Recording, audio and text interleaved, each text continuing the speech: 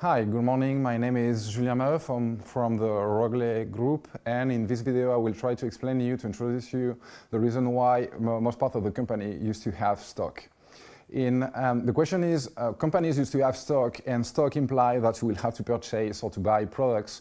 It implies that you will have to handle them, to store them, to deal with them, and that used to imply some cost. Cost, why? Because you have to dedicate cash flow to buy that items, you have to manage them, you have to take care of them, and that implies it's money that you cannot use for other things. So it's facing a given cost. The question is, as you know that we know that inventory used to imply cost. The question is how many inventories we must have and why. In different reasons, we are observing that companies used to have dozens of thousands or hundreds of products, and others won't have not any one. So what we can observe here is, for example, the example of a supermarket. We are during the crisis of the coronavirus, so that situation in supermarkets tends to be very frequent.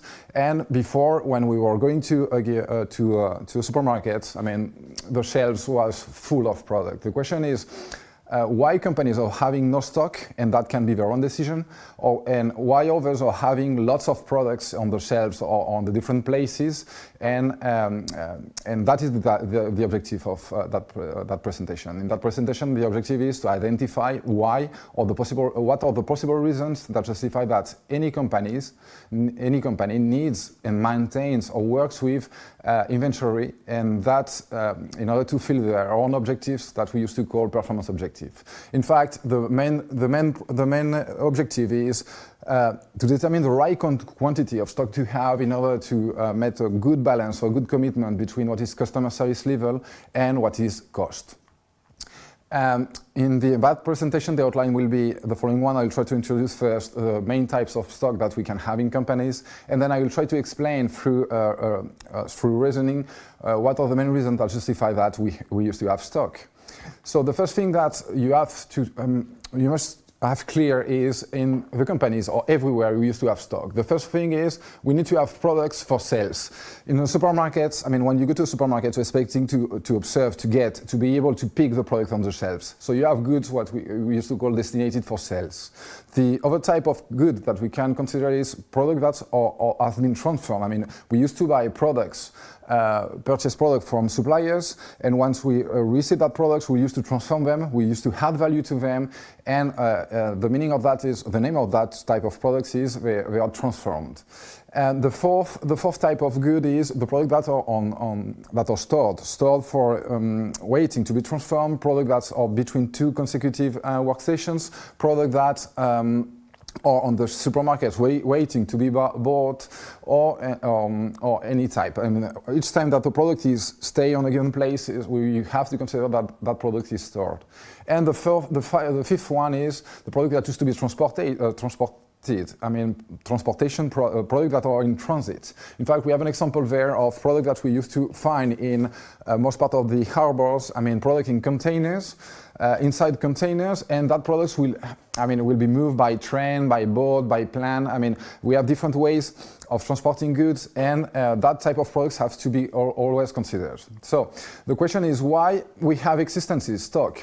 The first thing is, we are not very happy, like a consumer, if we face a shortage of beer, or if, like a consumer, some people would like to buy some strawberries, for example, in Christmas, when it's not the season of that product. So the first reason is we need to decouple what is the demand to the supply. Customers or clients used to have a given behavior to create demand. Demand is having a given behavior, and the supply don't have to align with that behavior. The second reason is we used to have stock in companies because to have the machine starved, without any raw material or products to transform, or when we are observing that a worker or a machine is idle, because it's not having products to transform, or we are observing that we have a bottleneck that is limiting our capacity, and the bottleneck is blocked for any reason, that is not the correct situation. So the second reason is we must to try to decouple the internal productive system, the different stages in a production system, in order to be more efficient. Another thing that is not, it's interesting to observe is if you try to invite some friends to dinner at your home, the question is, you will invite a given number of people, but perhaps some people will fail. The question is how many goods you will have to buy, for considering that everyone will cancel to assist to your dinner, or all of them.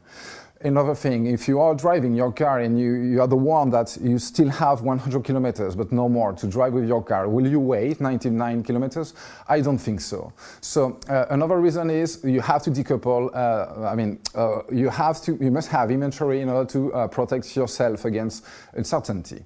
In the fourth case, the question is, when you go to the supermarket, you have discounts. And that discounts, or that way of menu pricing or so on, imply that we want to, companies will have cost, or you, like a consumer, you will have stock in your house just in order to save cost. You want to make the best buy, you want to reduce the cost per unit. Another consideration is always you have transportations. Never the products will arrive in few seconds. So in order to, when you have long distances, when you have uncertainty in the processing time of in a given machine, products will appear, and products, different inventories will appear, and that is due to transportation in queues. The latest reason is if you anticipate, if you have a pandemic, you know that there is a pandemic, you have some product that you know that the price will increase drastically, exponentially.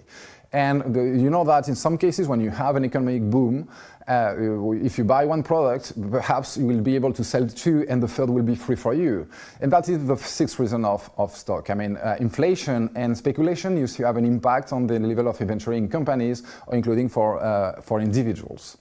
So in that video, my objective was to explain more or less, in more or less detail, the reason why companies used to have stock. They used to have stock to decouple internal system to external system, offer and demand, demand and supply. They want to decouple the different stages in a production system. The inventories can be just to protect the company against uncertainty. It can be for cost saving in order to minimize cost per units. It can be for transportation in queues, or it can be due to inflation and speculation. Okay, thank you for your attention.